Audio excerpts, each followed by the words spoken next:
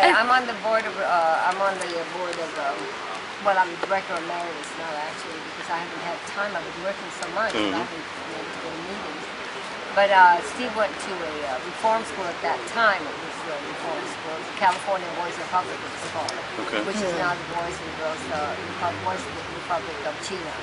And that, I mean, those guys are just one step down from being a fellow. You know, one step.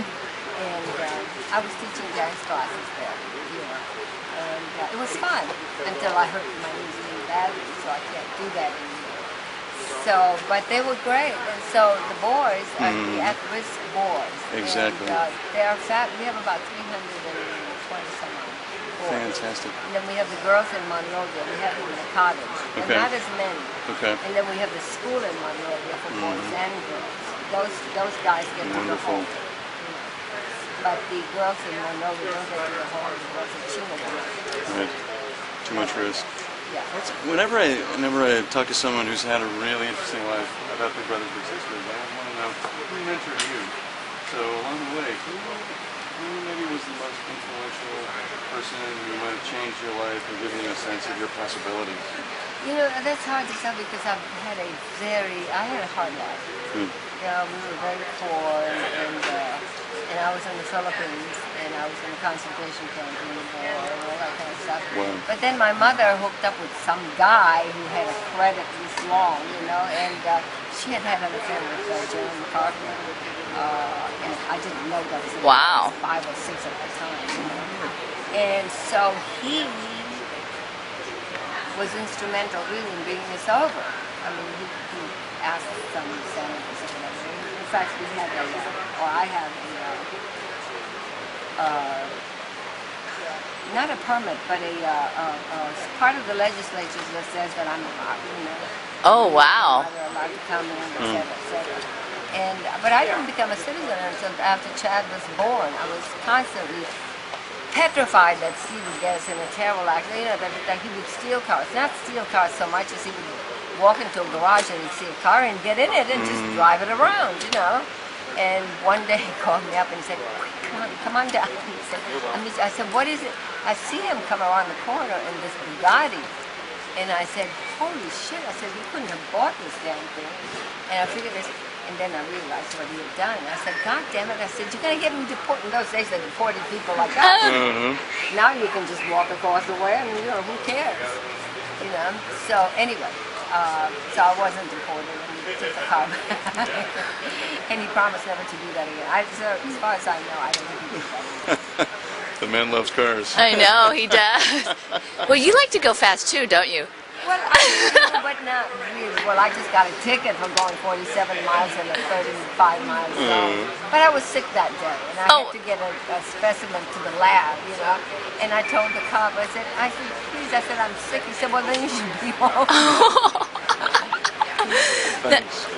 Now, Neil, one of the things I'm curious about, because you've had a very full life with Steve McQueen, and you have all these things that are available for the auction. What one question do you have an answer for that you've always wanted to share, but nobody's ever asked you? What? Oh, you're asking me? Yeah. You know, I'm a great interview because I answer everything. So, you know, I mean, I don't say, well, I can't answer that, you know. I mean, I do. So whatever's been asked, whatever's out there has been asked of me. So I mean, I can't tell you what I really would not talk about. Probably at the time of when he was dying and I went to see him, you know, that I really didn't want to talk about. Yeah. I said what I saw. What would you like to share with your fans out there? The fans, he was a fabulous guy. He was great. He had a very dark side to him, but he had big abandonment issues. You know, that's why he was always really close to the Boys and Public. And he was there for a year and a half, and it helped him. And but you know, he was fun to be with because he was very bright. Although he only had a 9th grade education, you know, he was extremely. He could talk to a scientist, and the scientist would believe what he would say because he was so articulate, he was so bright. And, you know, I don't know why he would put these things out, pick them out of the air, whatever. You know. But he was fun to be with. He was great. It was the divorce was hard because.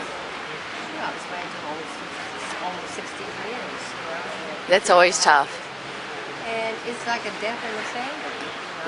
It was always hard. It was, yeah. So that's why I tell people, if you can really, if you can just stick together, just stick together. It's hard on the kids. It's hard on you, and you're gonna find the same guy all over again anyway. So, so I said, Steve, this is what I always tell my friends that. I have young friends, who say, I'm going to divorce their family. And then I couldn't do anything about my kids. My kids were married, both of them, for 2.5 years. And when they got married, I said, oh boy, my problems are over. They're all married, I really didn't know my problems were just beginning, Wow. It was hard. So, but anyway, I have no regrets. I really don't have any regrets, You've had a full life. Yeah, I have had a family. Yeah. I do have one regrets. Especially for my daughter to pass away that young. She was Yeah. 38. Oh, that's always hard. It does, Well, we're looking forward to seeing what's going to happen with the auction. Yeah, Especially- I'm concerned, frankly, because Why? of the economy. Yeah. The economy is not exactly robust right now. So, but anyway, whatever happens, I'll get some money out of it. And I just want that car to make a lot of money for Molly. So I want that. I want to put that away for her. Oh, that's a collector's car. The billet? Yeah. No, even if it's a 2001. Yeah. It's a collector's car. Yeah. It's a number 2 car. Yeah. It should do well. Yeah, there are a few things I earmarked here for her. Great. See this picture. This is Steve's best friends in the Marine Corps. They were the Bontempi twins. But anyway, what was I going to show you? I forgot. I don't know. We were talking cars. And then you brought me pictures of Molly. About Molly. gonna- Oh yeah. The stuff that I've earmarked for Molly yeah. was the passport over there. Is going to be Molly. Did they open it up? Yeah, the passports are opened up over here. Oh, no, this one. Look at how that was 1975. He was so sick then. He was starting to get really sick, Anyway, that's Molly's, and the car is Molly's, and the patent is Molly's. That patent. Well, Neil, thank you very much. We're looking forward to seeing what happens at the Are auction. you coming tomorrow? No, I have to be somewhere else, but I'll be paying attention to what's Okay. happening. Okay. Okay, thank you, Neil. All right.